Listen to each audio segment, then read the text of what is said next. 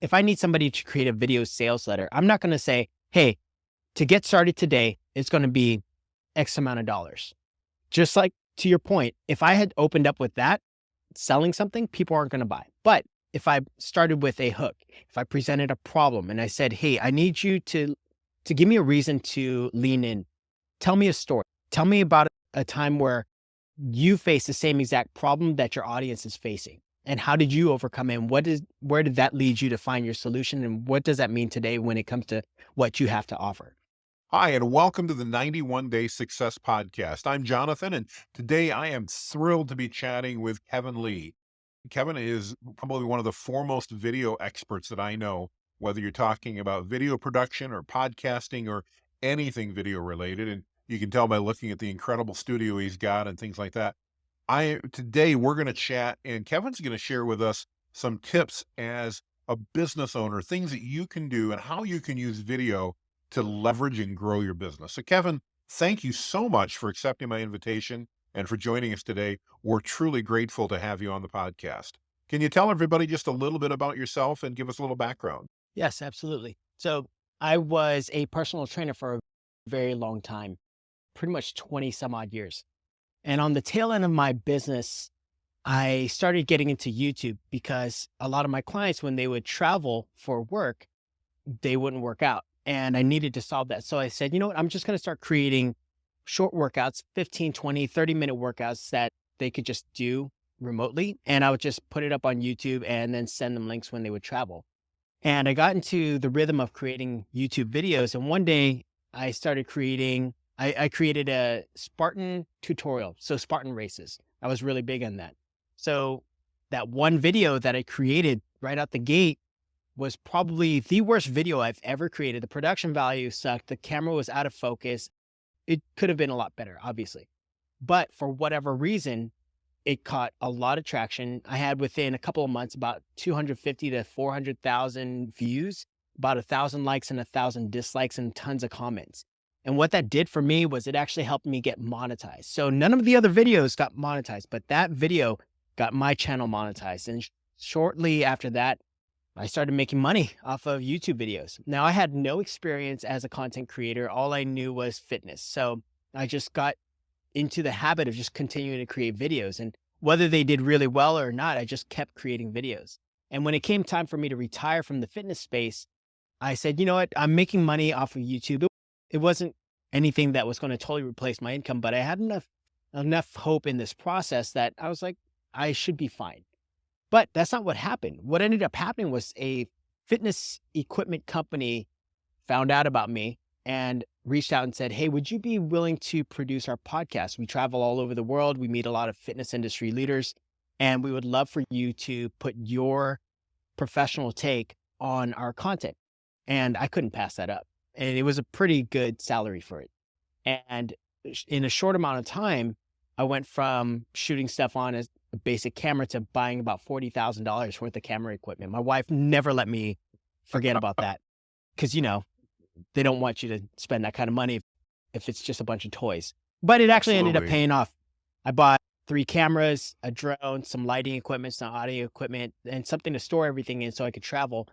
And every week we were traveling all over Southern California, and then we started branching out to different states. And then eventually we would travel overseas to Shanghai, Hong Kong, different parts of China, Vietnam, and other parts of the United States to produce this podcast. What that ended up leading to was creating the company's commercials for their product releases, some social media content, YouTube content, obviously podcast content, course content, even internal communication content. But in that relationship with that fitness equipment company, I also met somebody by the name of Dennis Yu. Dennis, if you know who Dennis Yu is, he's a Very brilliant well. digital, yeah, he's a brilliant digital marketing strategist and influencer thought leader in that space. And I worked closely with him and his team, along with the fitness equipment company, to work through a lot of that strategy. But what I learned from Dennis was his signature 1-minute why videos.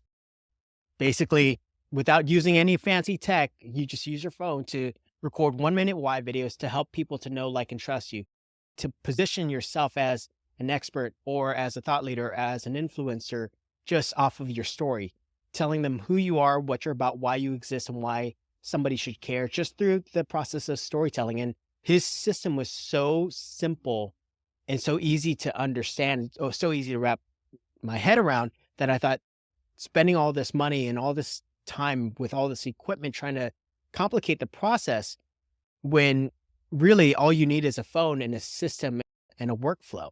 Because in today's day and age with social media, the more content that you can put out, and the more frequently, the better. If you're being bogged down by expensive high-end equipment and you're not getting the message out and you're not being omnipresent on every single platform you possibly can be, you're going to lose out to the competition. And so I had to rethink my entire strategy.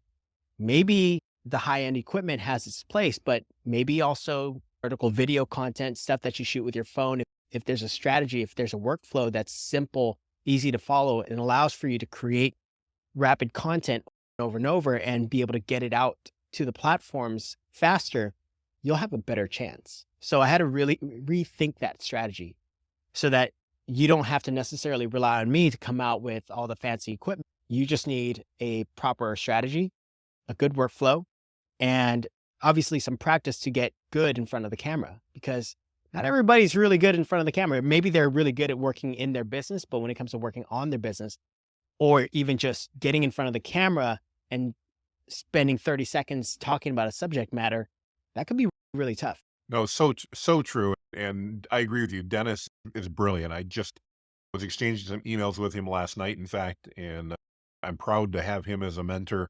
The simplicity, as you point of what he teaches is, I think, so incredible. Talk to me a little bit, if you would, Kevin. A lot of the people watching our podcast are business owners and leaders, and so many of them they're concerned about video's too tough. I'm going to look terrible. I don't know what to say. I always tell them, look, if they're willing to watch an old bearded fat guy like me, they'll watch you. But what advice can you give to that business leader who's on the fence? We're headed into 2023. It's a great time to make that commitment to start creating video, to use that. What advice can you give to that business leader on how to get started? It's really simple. I hate saying this because I've heard somebody else say this and I've always balked at it, but you just have to hit record. Whether you suck at it or not, you got to get in the repetitions. Just like if you're working out, here's personal trainer Kevin coming out. Every rep counts. So whether you're repping at a 10-pound dumbbell curl or 15-pound dumbbell curl, you're going to work your way up to 30 pounds, 40 pounds. The stronger you get, the heavier you're going to be able to go, the more control you have. And that's very true about creating video. You got to work those creative muscles. If you're not spending that time doing it because you're scared or you're shy, you're apprehensive or you're nervous, or letting those fears get in your head, you're not going to create and you're just not going to get better. But there is a way to get around. Imagine if you were sitting in front of your peers and you were just hanging out, cup of coffee, beer, whatever your favorite beverage is when you're chatting, and you get talking about the one subject matter that you're really passionate about and you're really good with. So for me, obviously it's video. So I Mhm. could talk about camera gear, audio equipment, the right technical settings for anything and everything, because it's something I know and I'm passionate about. And I could talk all day about it. You would have to literally stop me and slap me across the face and be like, just shut up, because I'm that passionate about it. Imagine if you wrote down the 5 topics that you're really good at, or let's not even go 5, 3 topics that you're really into. It doesn't have to be anything tied to your business. It's just something that you're really, really passionate about. And Mhm. think of a story of a time where something stood out to you.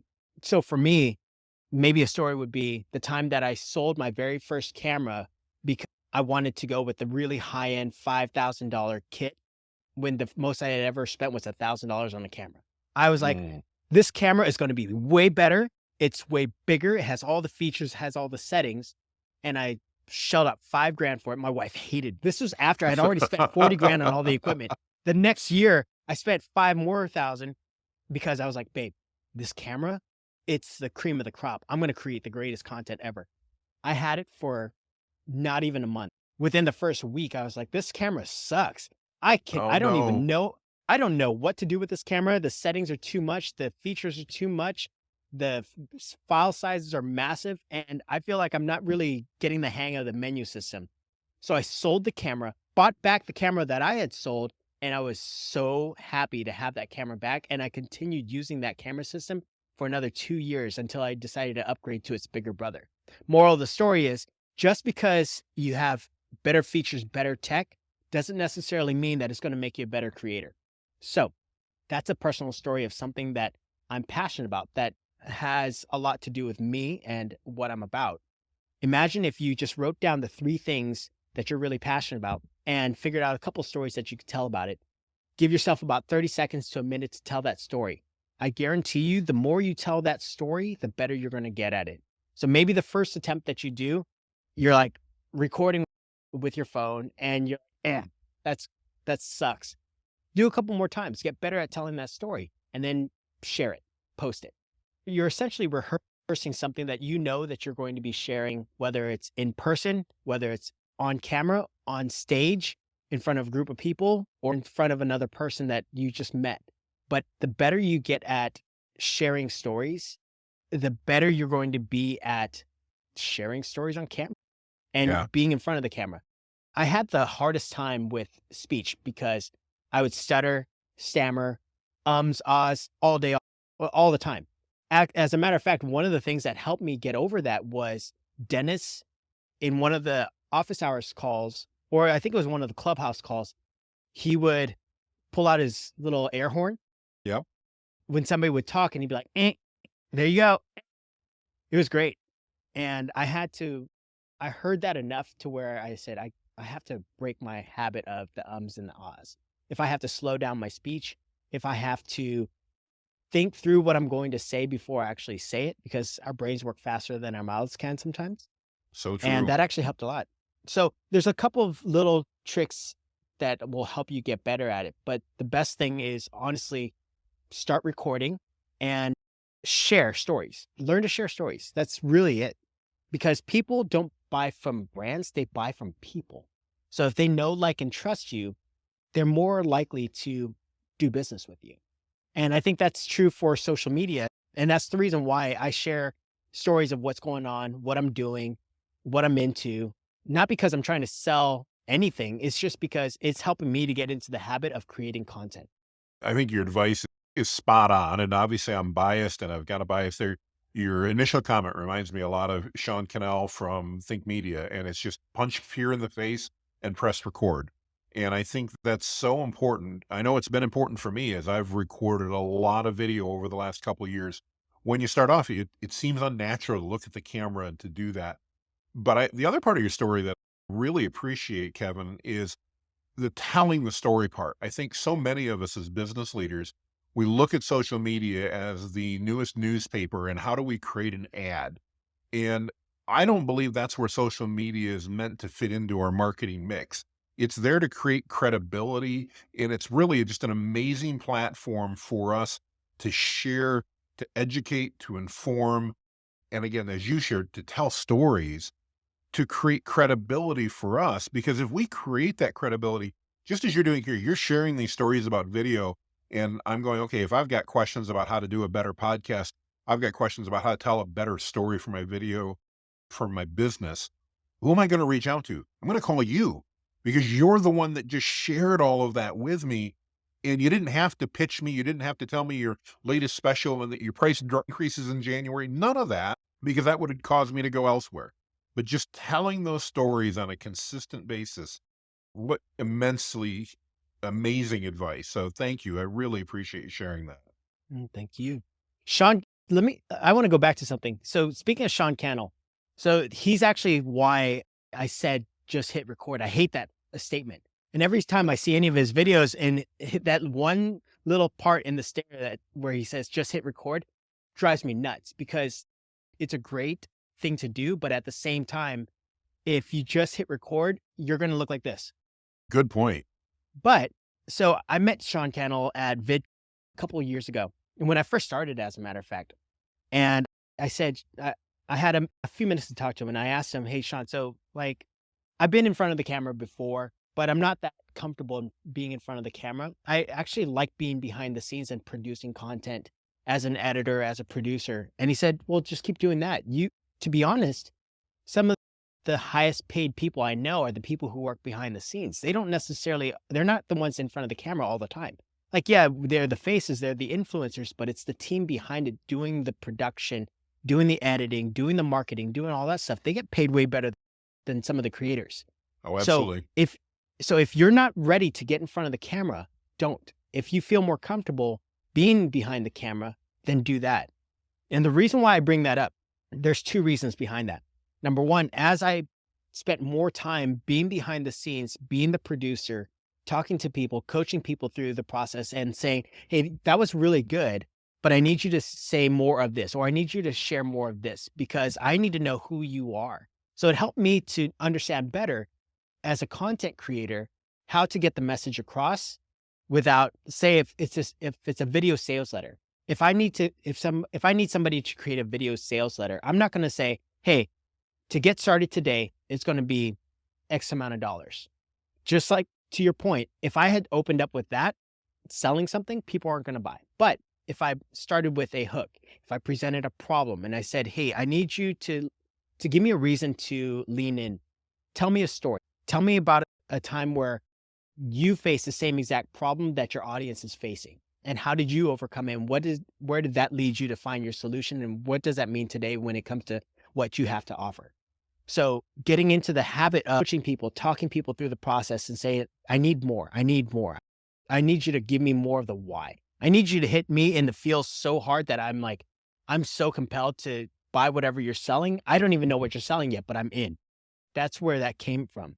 That's where it led me to be a better content creator myself. So that's one thing. The other thing is that if you're a business owner, business leader, and you want to get into creating content, you don't have to start with yourself. If you know your customers' problems, if you know the questions that your customers ask on a regular basis, and maybe you're in the trades and you're not a field technician, but you do have some field techs who are really good. Maybe you have comfort advisors who are really good at what they do and they answer the same questions all the time. Maybe you get them in front of the camera and you ask them a question with your voice there, or maybe Hmm. you're in it with them doing a selfie with them and you're like, hey, so today I have Joe, who's one of my favorite technicians. Joe, I have this question for you. And then let them answer. Dennis talks about this a lot. This show is almost going to be half me, half Dennis, because I swear, but getting, being in the camera without having to do all the talking, but sharing expertise positions you as an expert too. So you can be an expert, you can be an authority figure, you can be an influencer without necessarily having all the answers. Russell Yes. Brunson, Love Russell. Yes. Great book. I have all his books, but Russell Brunson talks about the different types of experts. And one of those experts is the reporter. You may not have all the answers, but you're out there seeking the answers. You're capturing what's going on. You're asking the questions and you're getting the answers, and your audience is learning through you in the moment. So you can be an expert. You can be a person of authority just by documenting, capturing moments and share. But as long as you're there with them in that moment, people will associate you as the authority figure. So you don't have to have the answers. So if you're out there and let's say you're at a trade show, you're at an expo, you're at a workshop, and you see somebody who is an expert in a specific area that you want to be known to be associated with, go over there, ask them a question, get them on camera with you, and then introduce them, let them do their thing. And then you say, there you have it. If you have any other questions, please leave that in the comment section below. Simple. So to Absolutely. answer your question, if you're looking to create, but you're not good at creating, listen, just go out there, find people, ask questions, and be in the scene with them.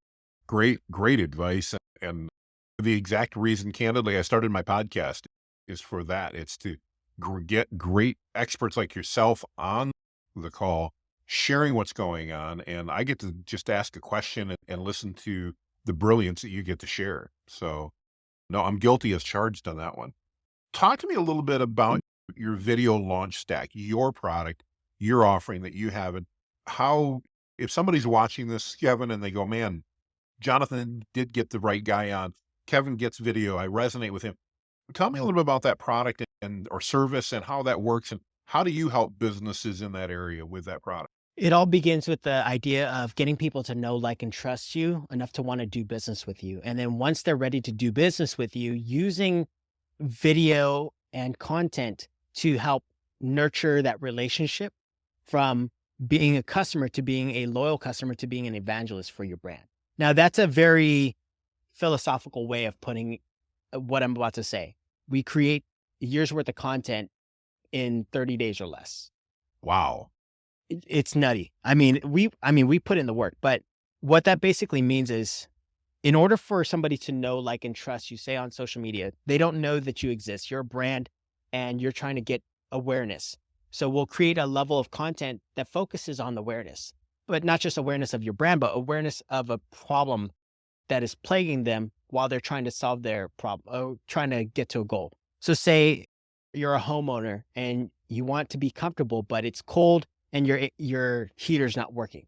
Well, you might know that the problem is that the heater's not working, but you don't know what's causing that problem. So we can illustrate using video a homeowner freezing to death in their home with icicles off their nose and they're struggling and they're like tapping on the thermostat, but it's not working. That's right. So it's a very common, over exaggerated thing, but it brings awareness to the problem. You Mhm. just throw your brand on there. If you don't want to freeze your butt off today, call Go Heating and Air or whatever. That's an awareness stack video. What we're doing is we're leveraging video to retarget content to a user. So maybe they're not ready to buy from you, but you need to be omnipresent. You need to be at the top of their mind when they are ready to buy. Not every customer is ready to buy.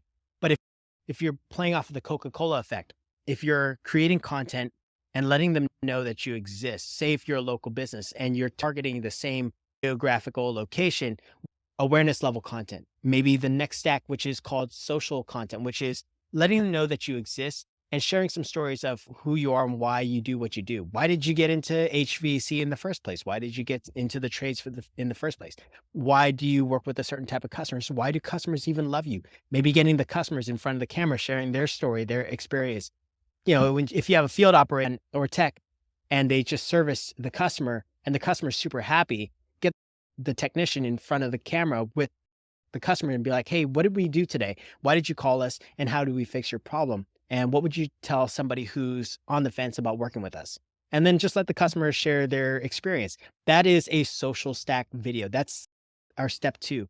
Step three is authority stack, just YouTube videos that are all tutorials, how to's, best practices, sharing knowledge, sharing ideas, and sharing resources to your customers is a great way to build authority.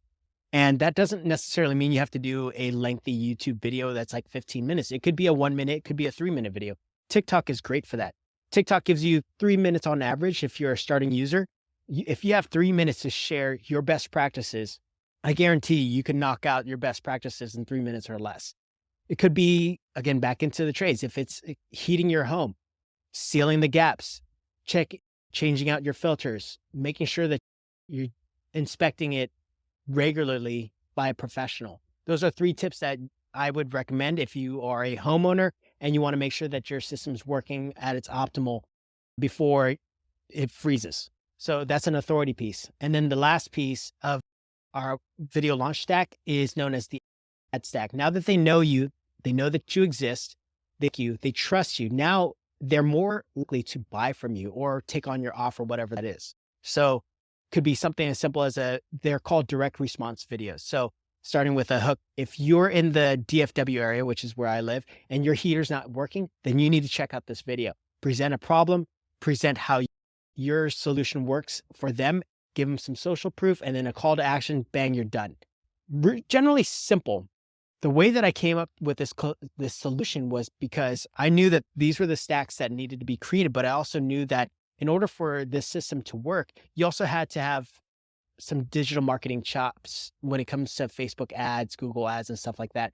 And I realized not every agency, especially in the digital marketing space, knew what to do with all that kind of content. They knew that, a simple ad, $29 ad will generate some leads, but how do you nurture that relationship? Just because they see your ad one time doesn't mean that they're necessarily going to buy. Maybe they see the ad, it's like, okay, cool. I'll remember it, but whoever remembers a business after, I don't know, 72 hours? We Yeah, have we have exactly. we have the memory of a goldfish. So like, in order to be able to get those people back, you have to be at the top of their minds. So create plenty of content so that you're able to retarget, and you can do it for, back to Dennis, $1 a day. Yeah. And that's very true. So a lot of this business model is modeled after a lot of those best practices and learning from working with digital marketing agencies, learning Facebook ad strategies, learning Google ads, learning YouTube ads, LinkedIn ads, and understanding that they all work essentially the same, but you want to be able to hit them right at the beginning with some awareness content. Maybe you do hit them with an ad of like $29 just to pique their interest, see who's really interested, and then spend a little bit to retarget content that's going to help them to know, like, and trust you, so that you do build that trust and that authority, and that when they're ready to buy, or maybe they need more information, they have enough information, they're ready to buy from you. I learned as a personal trainer, I was killer as a personal trainer. I sold a lot of personal training. I was probably one of the best in in the company that I worked with. And one of the things I learned was, just because they say no does can mean two things. It means no right now, or Mhm. no, I need more information. Exactly. And so, and also, you need 7 or 8 yeses for them to pull out their credit card. But when it comes to the internet, when it comes to social media, you're talking 20 to 35 touch points. They have to see and hear you and know that you exist enough times for them to actually want to buy from you. And then you have to get them nodding their head enough times for them to go, yeah, okay, where's my credit card? And that's true whether you're in one industry or another industry, whether you're in the trades, or if you're a chiropractor, if you're a dentist, if you're a hairstylist, you're a personal trainer, you're a content creator. The rule sets are still the same. The context is different. Gold. And I love that stack process that you go through because you're literally taking that prospect all the way from awareness, I guess, at the beginning through each step that they psychologically need to go through to get to that point where they're, like you said, they're ready to pull out their credit card and make that purchase. And I love that process. Kudos to you. We will definitely make sure we get your links in here so that if anybody watching this wants to get in touch with you and learn how you can help them do that, that they can get in touch with you. If you haven't thought through that process for your business yet, just imagine how effective that would be if you're listening to the podcast here to be able to walk through that step and think of your own buying cycle. We don't just see an ad generally and buy it. We're nurtured. We have an awareness. We then learn. As Kevin said, we buy from people we know, like, and trust in that process. Boy, Kevin, that's just brilliant because it builds that rapport necessary to get to the know, like, and trust. I love it. Absolutely Yeah. love it. Well, one of the things I said I was going to ask you, and the reason for the name of our podcast, the 91 Day Success Podcast, is I love to ask just amazing business leaders like yourself, if you had to start over, Kevin, and we gave you $1,000 and said, hey, you don't have the ability to use your credit card. You've got your house, you've got, food and shelter and all that. You've got a car, you got a computer and a phone, but you got $1,000 on a debit card and you want to build a new business in 91 days. Kevin, can I ask, what might you do in that situation to build that business on your own? Okay. So I told you at the beginning, I actually have a story to this. I love So it. this goes back to when I was a personal trainer. I had just gotten married. We were, we were, I mean, I was a successful trainer, but I got into a lot of debt. I was partying. I was in my 20s, so I spent a lot of money, but I got serious when I met this girl, and I said, "Okay, I'm going to do this right." So Christmas time came, or yeah, it was heading into Christmas, and I said, "I want to get her something nice, a lot of nice things or whatever." And she loved Nike. My wife loves Nike. And I was like, I don't want to use any credit cards because I don't want to get us into any more debt. And I thought, I got to run some kind of promotion. So I thought, she loves Nike. How about if I just went on Facebook and said, if anybody buys me $100 gift card, I'll give you an entire month of training for free. Now, I did small group, unlimited personal training. That was $360 a month per client. When I put out that promotion, I had over 21 people give me, no, I think it was 25 because I had $2,500 in Nike gift cards at the end of this. Wow.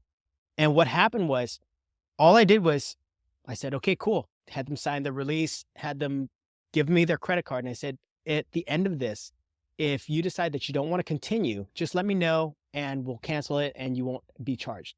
Well, out of the 25, 18 people stayed on at Wow. $360 a month. Bingo. So that was in 30 days. So what is that? 18 times 360. That was $6,480. And That's plus amazing. 2,500 and plus $2,500 in Nike gift cards, which my wife was like, "Oh my gosh, this is crazy." She bought all sorts of stuff. She bought all sorts of stuff with that. But what that did was that was 1 month of me just showing up, providing amazing service that I knew I could provide Mhm. and not asking for anything in return other than just give me a gift card. And I was honest about it. I'm like, I want to get my wife a bunch of Nike gift cards for Christmas. This is what I'm going to do. I'm going to give you this in exchange. And sure enough, that worked. As a matter of fact, I did that another year where I just said, if you buy me these shoes, which was a bunch of Nike high tops, I had like 12 Nike high tops Oh, wow. because of that same promotion. So every couple of years, I would run that kind of promotion because I had enough clients to be able to support it. But what I would do moving forward, if I were a content creator and I had $1,000 and I still had my phone, Oh, yeah. what I would do is I would do guerrilla style marketing or whatever. I would go on foot and I would go to the local businesses and I would say, hey, if I created a couple of videos for you, specifically in these spaces, and I did it for a couple $100, whatever that is. All it is I needed them to invest a little bit of something, give me Yep. an opportunity to wow the heck out of them, and Mhm. then say, look, I'm going to do this for you and I want you to post it. And if you get great results from it, which I know you will, I want to know if you would want to continue doing work with me on a monthly recurring basis. And you can stop whenever you want. There's no obligation to continue. I just want to show you a ton of service and help you generate results for your business. Get 10 of those locked in, set, and I should be good. To do 10 grand, I would just need 10 clients at $1,000 a month. If I just did maybe 10 videos max, all with my phone. Yeah. That's it. Yeah. Because I already know as a content creator, viral video content or branded content, if you see some high production value behind it, sometimes they're not all about that.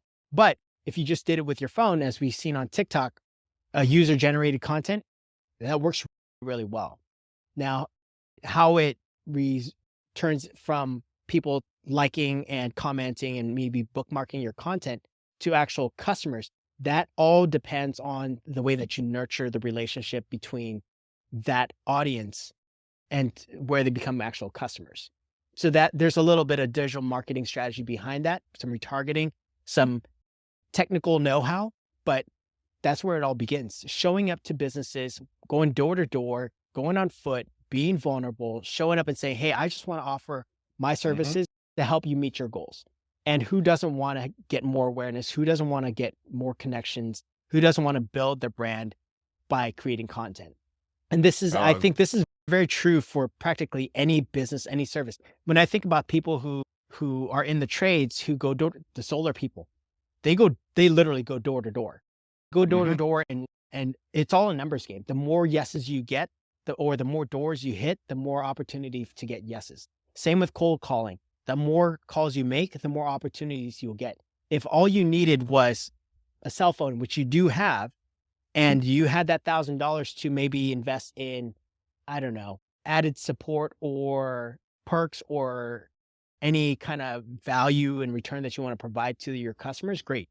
But I don't think you necessarily need $1,000 to do all that if you have it in here and you have this. Great advice, and I love your stories. Just proof of how valuable those are, Kevin. I mean, what a great way to be. I love the word you used, being vulnerable. To basically say, "Hey, I want to give my wife this amazing Christmas present, all these gift cards, and if you'll help me do that, here's something I'll help you do." And again, to keep 18 of those people on as recurring after that, that has even more value than just being able to generate $10,000 in your third month, because now that's recurring revenue coming in every single month. Huge value. And I, of course, always appreciate people like you and Dennis that are talk about the value of using our mobile phones. I, like you, am a huge proponent of, especially when you're getting started, just pull that phone out and tell your story. As you said, explain why you're doing what you're doing, what the value is. Don't sell, just tell stories. Love it. Absolutely love the value, and want to just thank you for sharing, because I think it so resonates with me, and resonates with the same things that I hear people like Gary V talking about it, and that all of this is consistent. And it's so important as business leaders today that we create our brand, we work on our personal brands. And I think the absolute best way to do that is video, because it's easy and it's timely. And with Instagram Reels and TikTok and YouTube Shorts and that, I cannot imagine a better time that we've ever had in our history to literally be able to grab a phone, record those videos, and share our stories, and create credibility. And as a result, build our business. So thank you. Absolutely. Thank you. Thank you. No, I so appreciate your time. Any last words of wisdom you want to leave our viewers with before we wrap this podcast up at all, Kevin? On a technical standpoint, when you're creating content, whether you're doing it with your video, with your phone or any kind of camera at all, keep it simple. Really, don't bother with all the fancy editing features, the transitions, the music, the graphics, and all that stuff. If you're just starting out, just get in front of the camera and just share, post, post. If you wanted to dazzle it up a little bit, get Cap. It's an app. It's pretty much by the same people that made TikTok. It does all your captioning.